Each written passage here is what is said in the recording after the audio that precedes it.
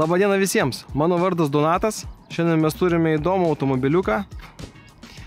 Pažiūrėsim, kaip jis atrodo, kaip jis važiuoja ir kokios yra pagrindinės specifikacijos šito gražaus žalio automobiliuko.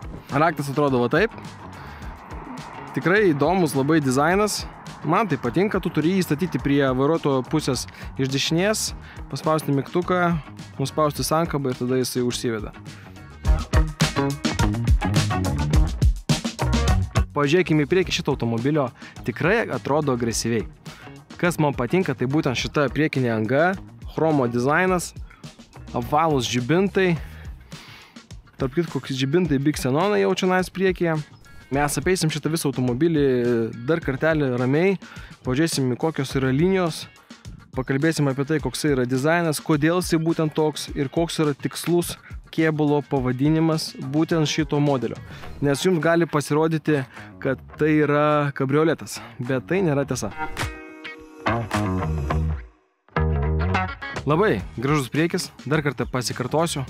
Iš karto matome, kad čionais priekinės grotelės jau labai arti prie radiatorių. Galbūt toks atstumas apie 5 cm maksimalus yra atstumas iki radiatorių čionais, tai priekis aušinimo sistemos yra labai arti. Matosi, kad automobilis turbininis, jo. Kas nežino, tai šita anga būtent yra skirta oro paėmimui, greitam oro paėmimui, nes priekyje čionais stovi turbina.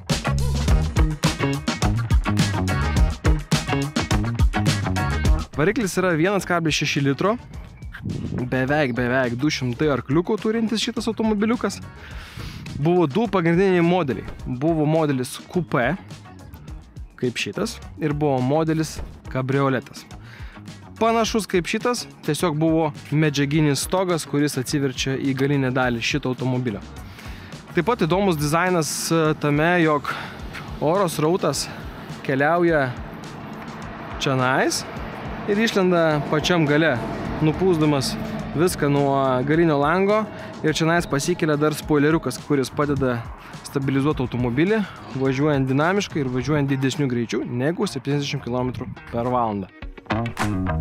Gale mes matome tokį nestandartinį bakelį jau čionais. Galbūt jį reikėtų truputėlį ir pavalyti, bet atrodo visai galingai.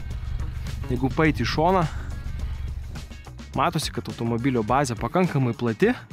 Atsižvelgus jo pačio kėbulo formas, gale yra nepriklausoma pakaba. Žibintai gale ir jų dizainas yra pakankamai standartinis, kaip ir visuose Mini Cooperiuose.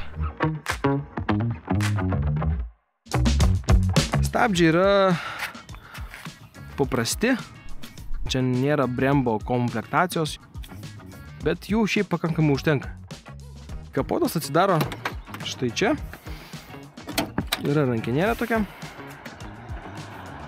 Tai, kaip ir minėjau, šita anga atrodo pakankamai agresyviai ir parodanti, kad tai yra būtent S modelis su turbina.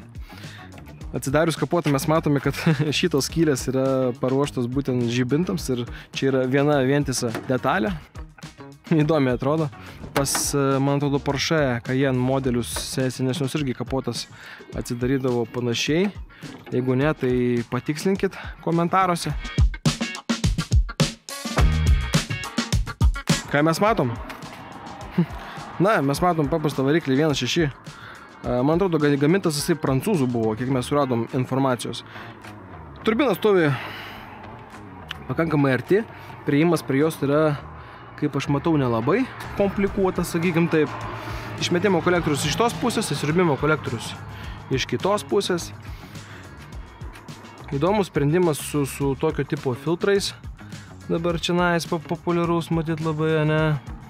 Kabutėse, bet, ką noriu pasakyti, šiaip pageidauna, kad būtų čia galbūt kažkokia tai kojinė specialiai uždėta dar, tada mažiau purvo, mažiau frakcijos, mažiau smėliuko vis tiek patenka, nes atstumas yra pakankamai mažas iš karto į turbiną. Garsas tikrai fainas, jo, sukelintis garso filtras, dideli žibintai tokie, irgi priėjimas prie jų pakankamai patogus, sakyčiau, nereikia landžiuoti per šitą pusę, kai eina šitas rėmas pas automobilius platesnis, ne? Tai lonžeronai vis tiek lieka šitoje pusėje, o priėjimas prie žibintų, jisai kaip atskiras toksai agregatas čia stovi. Taip pat graži raidelė S, parodanti, kad tai yra būtent S versija turbininė. Aš manau, kad pereikim prie salono tada. Mes iš karto matome ant slenkščio parašytą Cooper S. Yra tokia plokštelė, durelės, apdaila yra va tokia. Čia pastebėjau, kad yra tokių garsų. Panaudotos skirtingos medžiagos, bet tai yra toksai dizainas. Apvalus toksai, kaip ir žibintai apvalus, ir kėbulas toksai, sakykime, taip pusiau apvalus iš vienos pusės. Kaip ir Mini Cooperyje visi žino, pagrindinis borto kompiuteris ir parodymai greičio yra taip pat apvalios formos. Dar mes nepažiūrėjom bagažinės, tai grįžkim prie jos. Reikia paspausti būtinai ant mygtuko, kad atsidarytų pagrindinis užraktas. Noriu pažymėti, kad bagažinė tikrai didelė. Užtenka tokiam automobiliui. Žinant, kad jūs važiuojate tik dviese, nes 3 ar 4 žmonėms čia vietos tikrai nėra. Man atrodo, kad jinai nusiima. Mes atsargiai čia padėsim. Va, matosi, kiek yra čia vietos. Tai vietos tikrai daug. Va, mano ranka. Tai dar yra beveik tiek pat. Čia yra atidaryti bagažinę, matyt. Jeigu užstrigai tenais, yra papildoma anga kažkokiems daiktams sudėti. Ir iš galo galima atidaryti dar vieną dalį tam, kad prakišti kažkokius tai daiktus. Čia lieka vietos gal kokiai kupriniai, žinot, kažkas tokio. Tai vat gali prakišti kažkokius tai daiktus. Aišku, važiuojant, visos šitos dalis duos savo tam tikrą garsą. Na, bet taip kaip jisai važiuoja, patikėkit. Emocijų užtenka ir į kitus pašalinius garsus nekreipi dėmesio.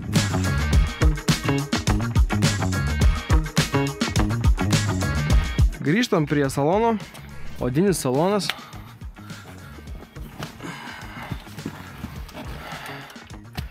Va tiek čia yra vietos. Aš sakyčiau, kad vietos tikrai pakankama.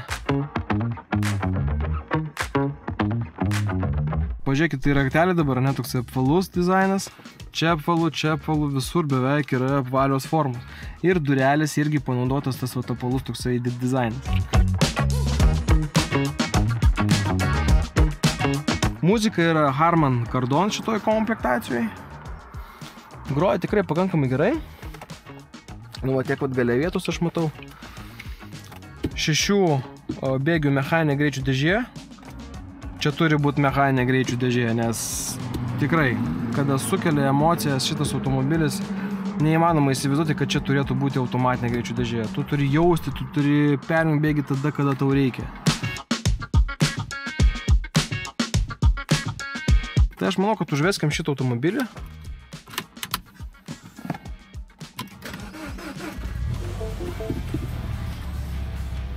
Toks yra garsas. Čia mes be sport režimo dabar.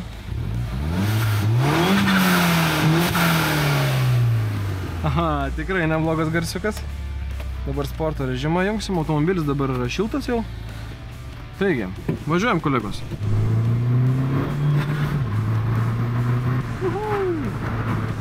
Geras garsas. Girdisi, kaip slėgis eina atgal.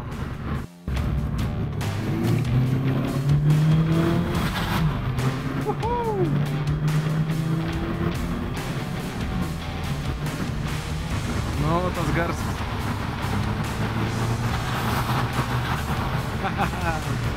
Geras garsas.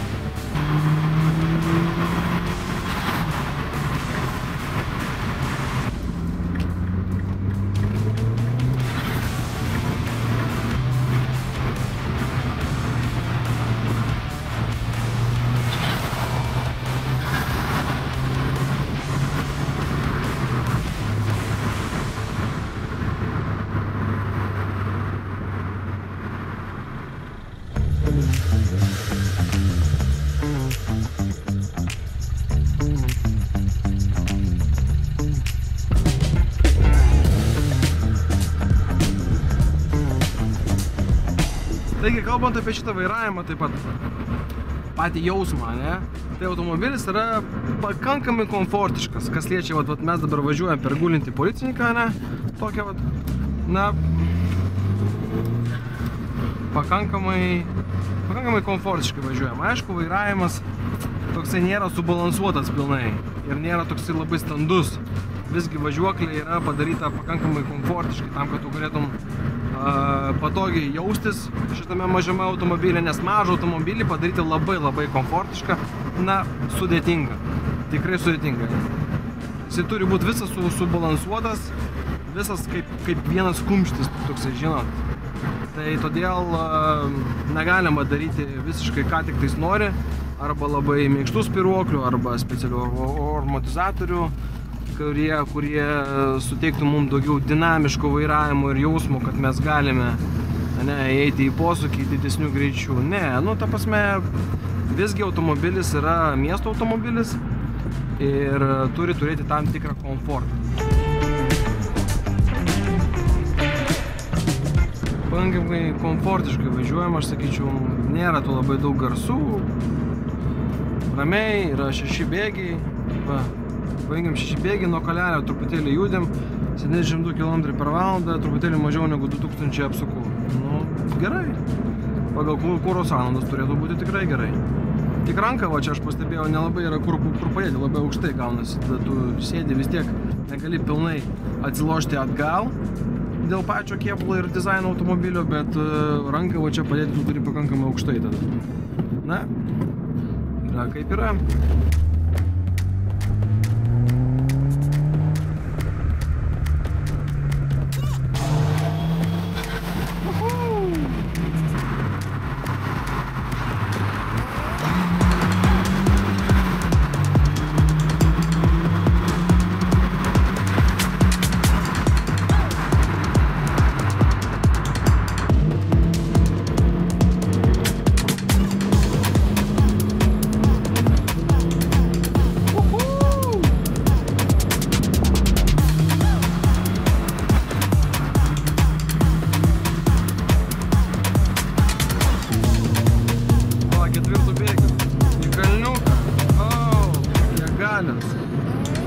Užtenka. Pabandysim startuoti, aš manau dabar trumpai iki 100.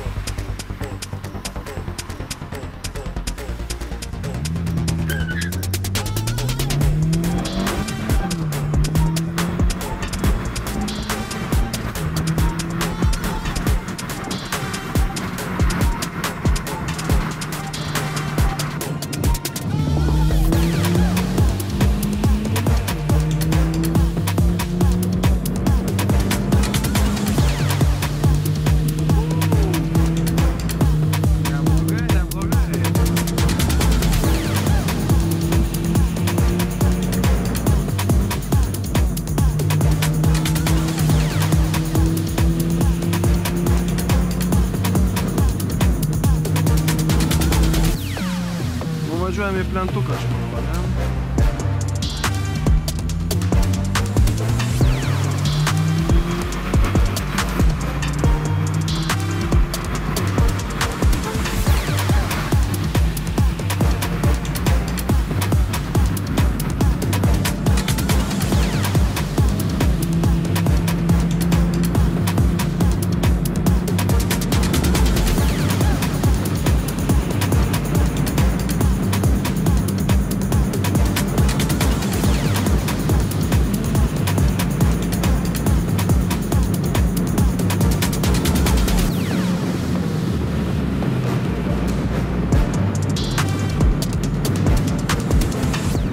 Smagiai važiuoja. Bėgėjasi tolygiai. Man patinka, kad jisai nėra tokio, žinot, staigaus kažkokius tai galios nukritimo arba vėl turbina pagauna kažkokį tai, reiškia, slėgio kampą ir tada jinai važiuoja. Ne, jinai važiuoja visada tolygiai. Man tas labai patinka. Tu visada žinai, kaip ją pajaust. Kada jinai kaip reaguos į akceleratoriaus pedalą. Tu tą supranti jau.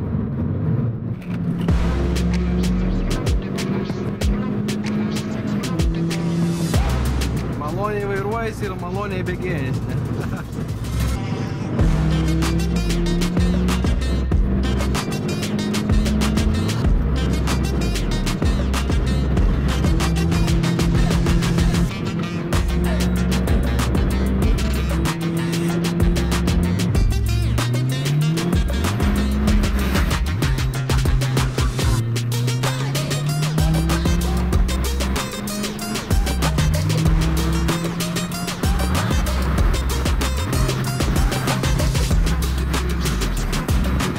Nu, baubė, tas galinis bakelis ne šiaip savo irgi pastatytas buvo, matyt, geras garsas, pakankamai švelnus toksai. Nenusibostas, žinot, ta prasme, nu, jeigu tu važiuoji kokią 1 valandą, 2 valandas ten atstumu kažkur, tai, nu, neturėtų nusibosti tas garsas, nėra jisai kažkoks tai labai blogas. Arba nemalonus, sakykim taip, ne, ausim. Ne, jisai pakankamai toksai bosinis yra.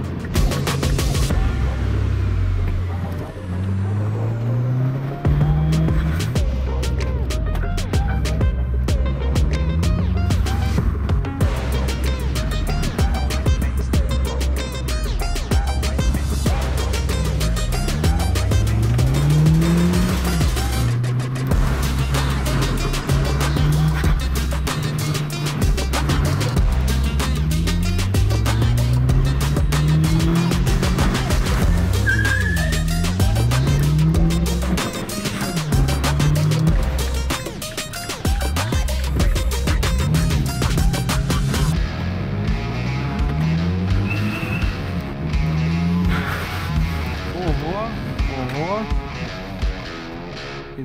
Įdomus.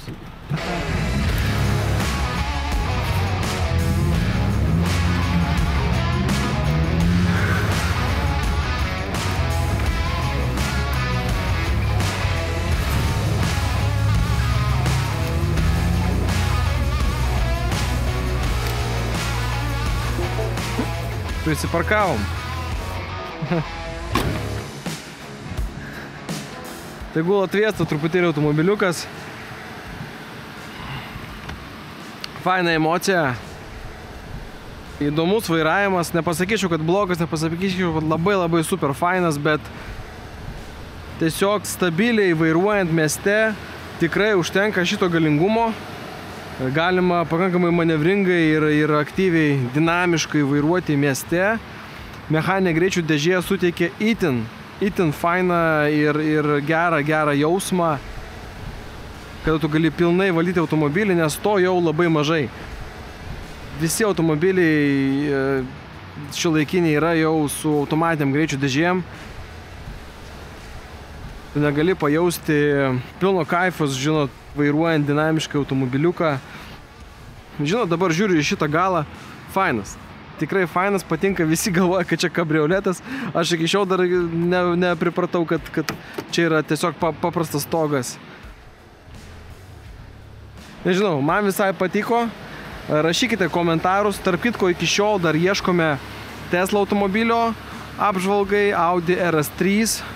Kažkas tokio sportiško iš Audi grupės automobilių ieškom taip pat. Tai rašykite komentarus, patiko, nepatiko, kaip iš vis jums šitas formatas tokio video apie tai, kada mes žiūrim į automobilį pirmom akim, va tai va tiesiai ir pasakojame apie jį. Parašykite būtinai savo nuomonę. Tenksimės padaryti kokybišką medžiagą tam, kad parodyti būtent jums, kad jums būtų įdomu ir jūs stebėtumėt, kas gi vyksta automobilių rinkoje šiandien dienai. Tai aš manau, kad šį video baigiame su šitais kadrais iš šitos gražios aikštelės. Taigi visiems labai dėkoju, kad peržiūrėt. Būtinai subscribe, paspauskit mygtuką, tam, kad nepraleisti kitų naujų video. Ir linkiu jums visiems geros dienos. Likit sveiki ir pasimatysime kitame video. Ačiū jums labai, buvo malonu.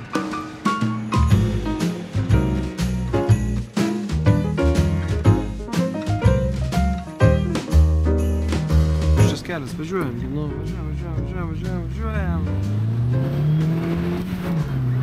Matai va. Nepataikiau į bėgį. Čia išjungti mašiną tam, kad atidaryt bagažinę.